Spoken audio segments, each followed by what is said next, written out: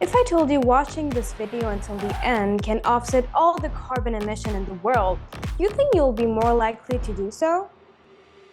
Well, that's obviously not true. It's an extreme example of something called greenwashing.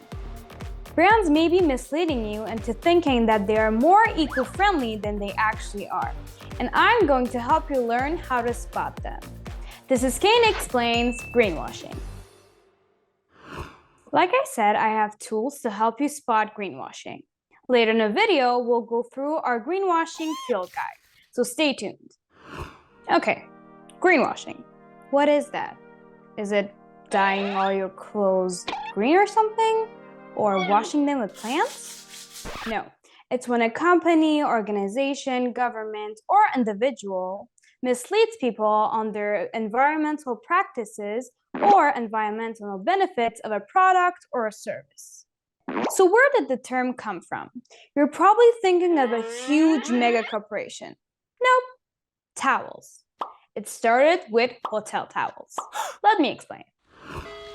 The term was coined by Jay Westervelt, who was an undergraduate student traveling to Fiji in 1983.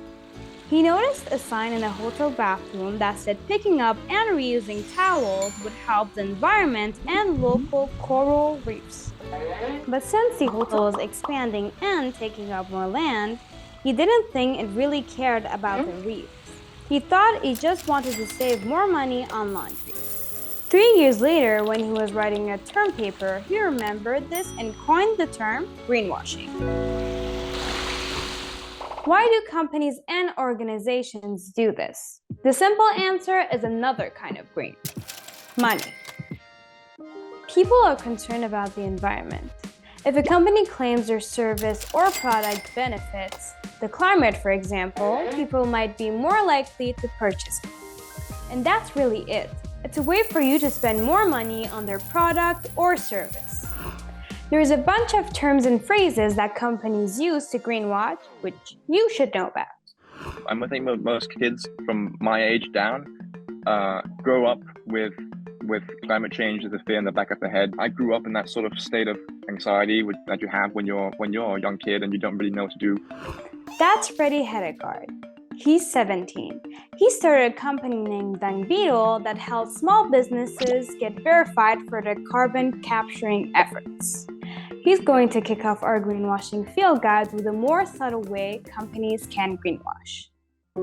You'll see super cheesy commercials, some calm music, some stock footage, families playing on the beach, a calming, soothing voice, a nice zoom in of a forest, and we care about your health, you know? And so when you see that sort of commercial, chances are, if it's sponsored by someone like Shell or Chevron or any of those companies that we know are notoriously unsustainable, that you should be taking it with a grain of salt. Now, there's a lot of terms that you should look out for when it comes to greenwashing. Here's a few that should catch your attention: eco-friendly, green, all-natural, sustainable, environmentally friendly. Look out for the claims that are a little bit too good to be true. It's important to note that these terms and red flags are just starting points. Some companies might be really doing what they say they're doing for the environment. There's certainly a load of brands and businesses and products that are doing good authentically and that are really interested in having these key values of sustainability at heart. If your greenwashing radar goes off, it's a good thing to do your own research to see if the company is delivering on its green promises. And here's another thing to add to this field guide. It's something called the 7 Sins of Greenwashing.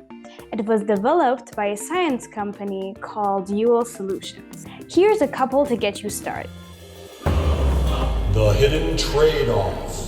A claim that a company is green based on a very narrow set of circumstances, like if a paper company claims it's green because it uses trees from a sustainable forest. But what about all the other parts of the process of producing paper that can harm the environment? Vagueness. A claim that is poorly defined or vague. All natural is a great example. Uranium, mercury, formaldehyde are all naturally occurring and poisonous. All natural does not mean green. Okay, congrats, you made it. Thank you for offsetting all the carbon emission in the entire world. But if you really paid attention, you can tell that I'm greenwashing right now. and hopefully you feel a little more capable of figuring out when someone or something is greenwashing. That's it for Kane Explains. I'm Sababaid Yousefi, and thank you for watching.